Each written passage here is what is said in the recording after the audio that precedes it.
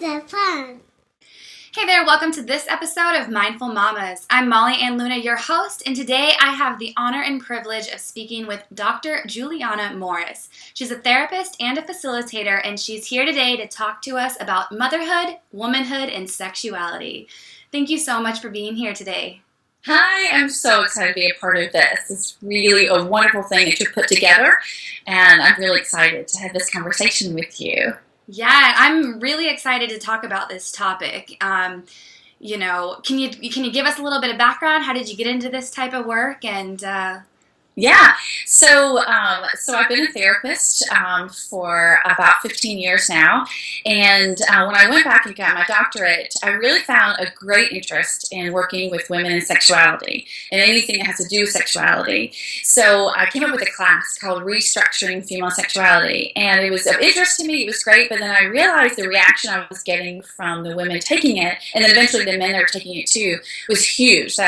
Really, women were hungry to talk about it and to have an organized and kind of classy way and container to talk about it, to ask any question that you have, and then to compare and contrast your experiences and your beliefs in a group of safe people. So I did that for a while and learned so much and did a lot of research and lots of conversations, and then I decided to take it to a national level. And I switched it over to an online course, and eventually it's going to be an online academy.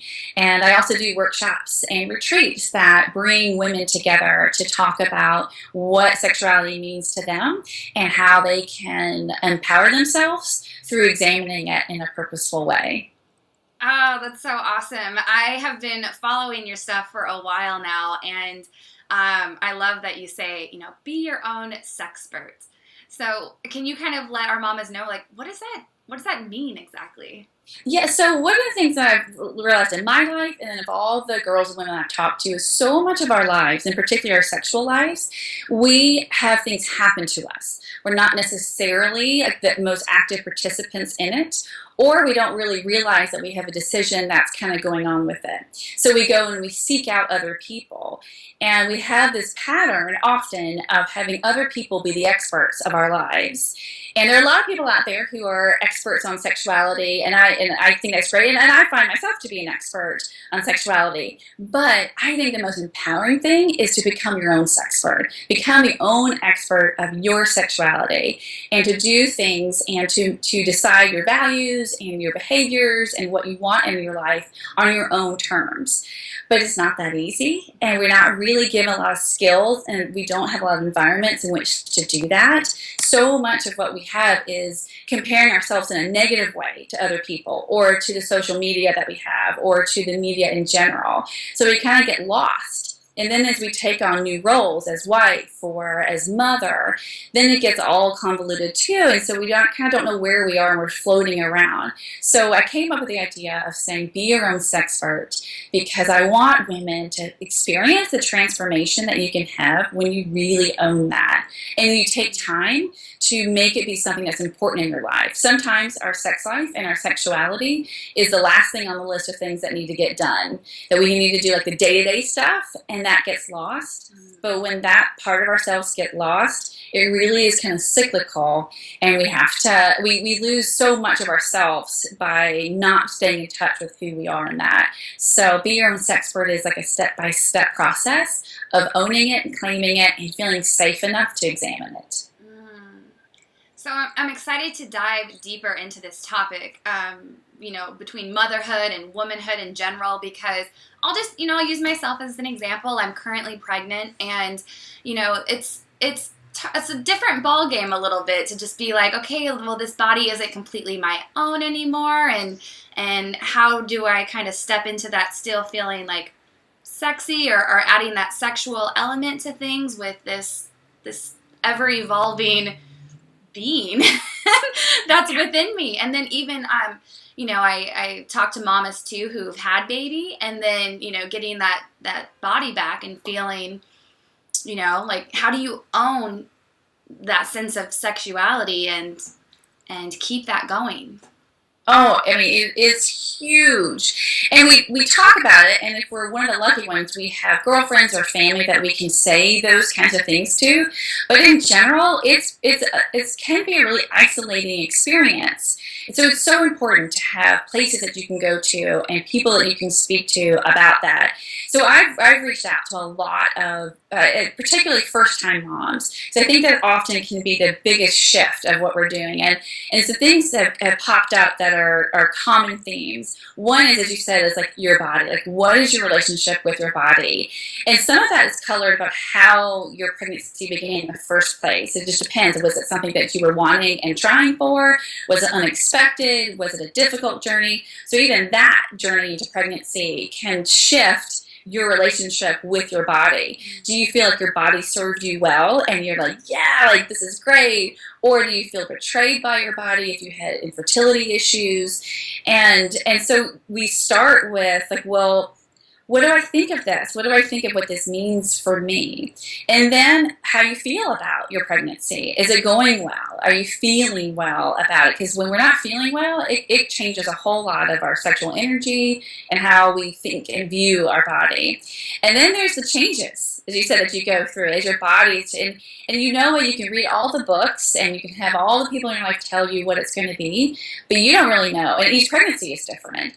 So how that changes. Some people love the way their breasts fill and change. Some breasts don't change much at all. They're expecting it to, and they're ready for the fairy to come, and it doesn't come. Or they don't know how it shifts with how their belly is growing or their hips are widening. And that can be a really it can be a really weird feeling because we're supposed to love all of these changes and embrace all of these things. But if you're not feeling that, that can feel really odd, and the last thing on your list is feeling sexy or wanting to be sexual. But then there's the other side of it, which is for some people in pregnancy, they feel very excited, very sexy. They feel very validated if they're in a partnership with somebody who thinks that pregnancy is sexy. And their hormones may be making them feel quite amorous, and they're really feeling alive with that. So it's fascinating to me with all the women that I've talked to that there's such a variety of reactions to it. But a common theme is your relationship with your body before you became pregnant is pretty pivotal to how you feel about your body while you're pregnant. But it's just not predictive. It changes depending on how things go. And then you have the baby, which you are going to be experiencing sometime soon. And again, the next kind of common thing that I've seen is your birth experience. Did it go as you expected, as you wished? And did you feel like you had control and say in how that birthing went? And that's different for all people, like not jumping into the issue of how birthing happens, but I know that the conversations I've had with women, their experience and relationship with womanhood and sexuality is directly related to, did they feel like they had say and control in how they became that mother in the first time. What the details are, it don't seem to matter as much as how much she feels in control of that. Which in birth, we don't have a lot of control over in a lot of the cases, so women are figuring that out. And then we move into having a newborn and what that means, what kind of baby you have and what kind of temperament you have in that baby, and how that, if you're in a partnership with somebody, if it's just the three of you, how that works, or if you have multiple kids, what that looks like.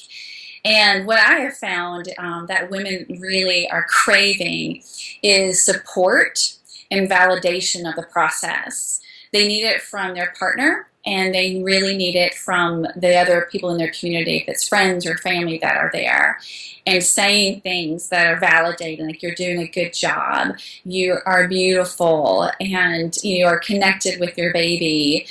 Those kind of phrasing really make a difference in how she's feeling about herself as a woman. And then accepting those changes and shifts really makes a difference in how she feels in her vibrancy as a sexual being too. Wow. So many things to Yes. uncover. I love that. I'm feeling like, you know, sex it's very such a personal experience for every woman. And so I'm feeling some mamas like leaning in, like tell me more, and other mamas like I don't know if this is uncomfortable.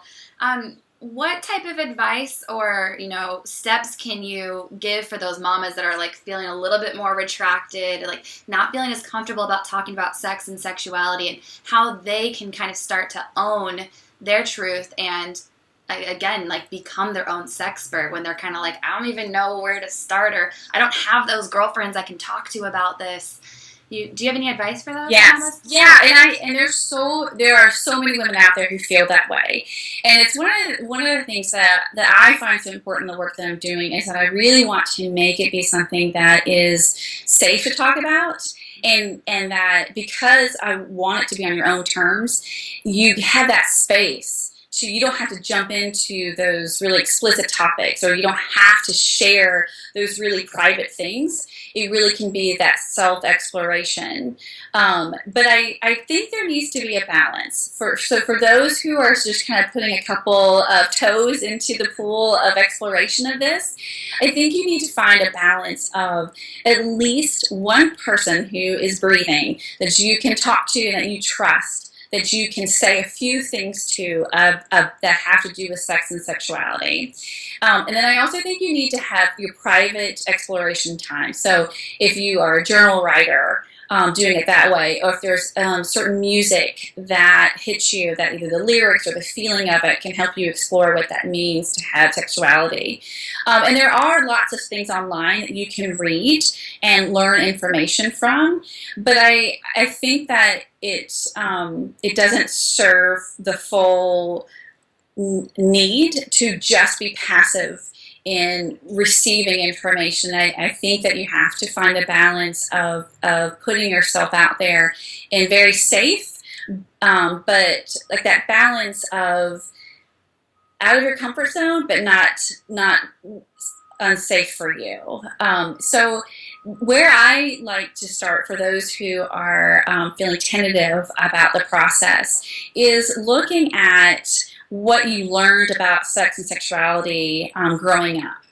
We all have that. The details are different, but we all have that as a starting point.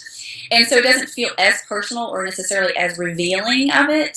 And so you can look at what you learned about sex and sexuality as from your family. If you had any religious or spiritual upbringing, from the media, that was the media mainstay of when you were growing up. And write one specific detail, like a story of what you learned about it, as much detail as you can, and then go back on it and look at what serves you now. Is this the values that you have now? Is this a message that you agree with? And that you want to inform you for future behaviors and values, or does it no longer serve you? And I have an exercise that I put the women that I work through to go through that, and I kind of call it like cleaning out the closet. That we decide what we're going to keep, what we're going to donate, and what we're going to recycle. And that's what we do with our sexual messages. And I find that once that happens, once you just kind of you put a couple toes in, now you can put your whole foot in, and once you've done that self exploration, then you can figure out what it means to share that with other people who are also doing that kind of work and exploration. Wow, that really is very powerful, to just take a moment and whatever, let's say, for lack of better words, like issues you might have around your sexuality. Maybe you are a new mama and things are shifting, and now you're worried or thinking about, how is that going to continue on after baby's born, or this or that.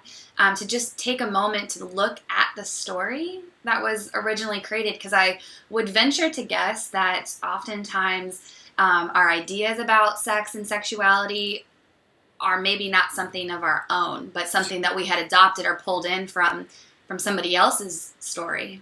Yeah, Absolutely. That is so true. And so and part of owning that for yourself is, okay, so this is no judgment in looking at the past and what I was exposed to. It is what it is. Mm-hmm. But now I get to decide if it works for me still and if I want to carry it forward as I go and grow. The second thing I would suggest is looking at, because I've been saying this, and sometimes it's confusing for people. I say sex and sexuality. I use both terms, but sometimes people aren't sure what I mean about bisexuality. So I encourage women to really explore a deeper and much bigger view of what sexuality is. And that can also take some of the stigma away, because usually when we're talking about, if we're saying sexuality, people think what you do behavior sexually, and also what's your sexual orientation. And those two things are a part of what sexuality is, but there's a whole lot more that's related to it. And if we hit at the other parts of it, then sometimes that gives room for the stuff that feels taboo or uncomfortable to talk about. So if we talk about what our view is of intimacy, like if we were to look at what is emotional intimacy, what is physical intimacy, what is sensual, although those things also may be like, whoa, like that's not easier than talking about sex. But if we look at it from a more of an objective stance of what that means, it can give room to then personalizing it for ourselves. And so that's another thing that I like working with women is there's a mainstay 5-circle graph that has to do with different areas of sexuality. And I like for us to go through each one of them and talk about what they look like in general, just in our society and for women, and then make it more specific for the individual woman of her own life and her own world. And those are usually good starting points for looking at how you want to claim your sexuality from this point on. I'm glad that you bring that up, the difference between the two, sex and sexuality. What would be a benefit, I would wonder, I guess, of just really knowing, really getting deeply connected with your own personal sense of sexuality? Yeah, so I really believe that our sexuality is our essence. So really what I'm doing is, in the work that I do and what I've seen in women, it's empowerment. And there's a lot of that out there. There's a lot of work and great work about empowering women. And I have found that if you can tackle such a complicated and mysterious and ever-changing part of ourselves, like sexuality, and figure out the steps in order to do that, you can do this in any area of your life, because sexuality is such our essence. It's such a huge part of our core. Now, our society doesn't really recognize that and doesn't really promote that. We really just kind of look at it as it being, are you sexy or are you not? Are you sexually available? Or are you sexually active or not? And who are you sexual with? That's pretty much all we have made it to be. But when you understand that sexuality is so much bigger, it's so much more of our whole body, and it relates to, like, it has a mind-body connection, then you really get at the transformation that can happen because of that. Some people fear it. Like, some people think you're going to become this, just like, this sexual woman all over the place and crazy outfits and acting this way. But that has not been my experience. I mean, sure, it may be someone's path, but what I have found is it's women healing from the past, even if it's nothing hugely traumatic. Every person walks into adulthood with scars, and most of that. Most people have stories related that has something to do with sex and sexuality, growing up or in sexual activities. And when you can have that healing begin and then replace it with something else, you really find this sense of ownership in all areas, and it's extraordinary. And the people that I've spoken to that have gone through that process, they're like, I can do this my work is changing, my personal lives my relationships are changing. I actually have hope again, and that's pretty exciting to understand that.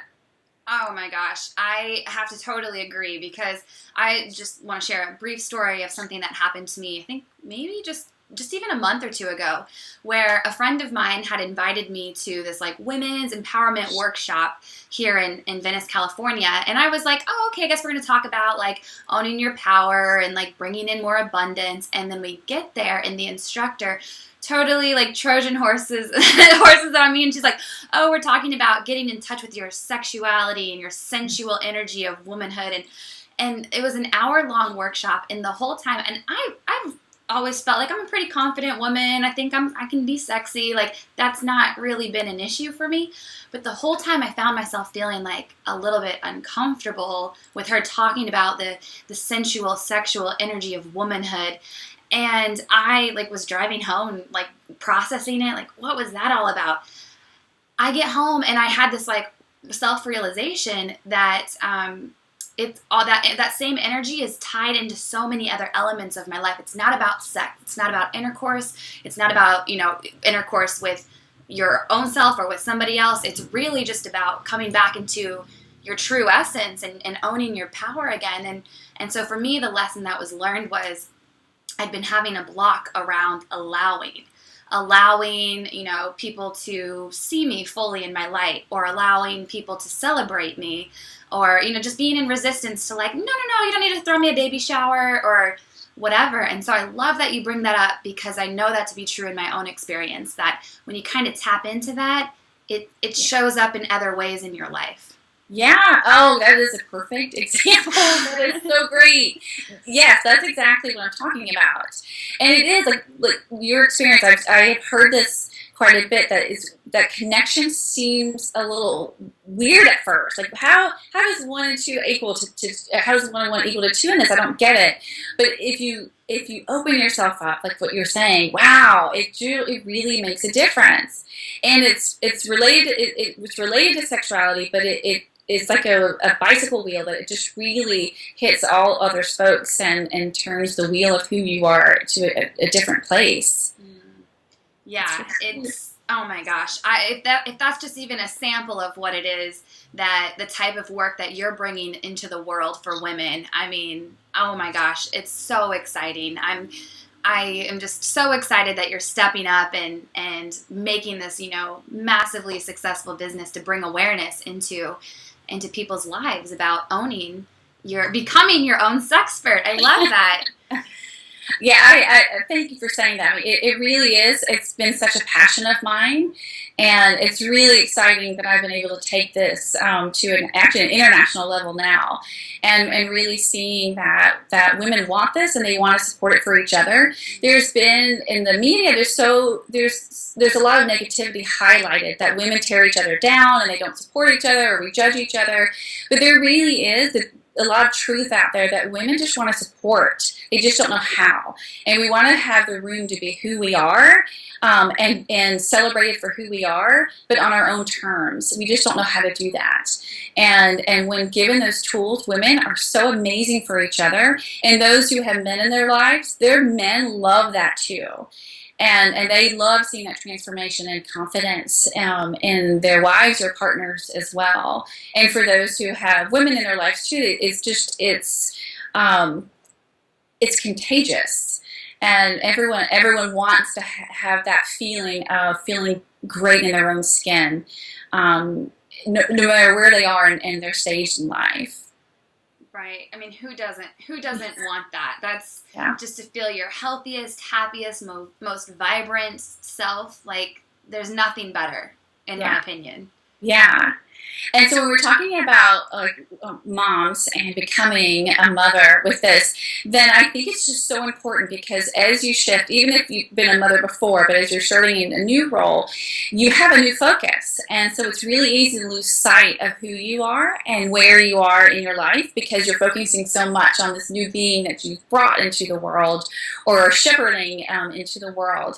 And so this is a time, too, that's really important to make sure that you keep yourself a priority and have a support system that allows that and gives you the tools in which to do it. Because it's like a bumper sticker, like support, put yourself first. It's the best thing you can do. But it's not easy to know how to do that, or to have a group of friends or a family that are doing it too. that you can have examples of how to do it, people who are further ahead of you in the process, and those who are behind you that you can then give what you've learned from it. It's just an integral part of it's not a one-time thing, and it's not a one conversation, it's not a one relationship thing, it's an ongoing process. And as a mother, it's very easy to put yourself last, and a lot of times that's what is expected, but it's not what you want. You want to be able to put yourself first, and looking at your sexual vibrancy and who you are as a woman is a really key place in doing that. Oh, I totally agree. I think it's super important to make yourself a top priority and fill yourself up with as much love as you can, so that then you are able to, pass that on to your child, because you are their number one mentor in life. And I'm sure you want nothing more for your child than for them to feel that sense of empowerment and self-love and whatnot. And so I love that, because here in the Mindful Mamas group, that's exactly what we're trying to facilitate for those mamas or future mamas to be, women who maybe don't have kids yet, but they're wanting to maybe, think about motherhood, creating that sense of community with our Facebook group, Mindful Mamas.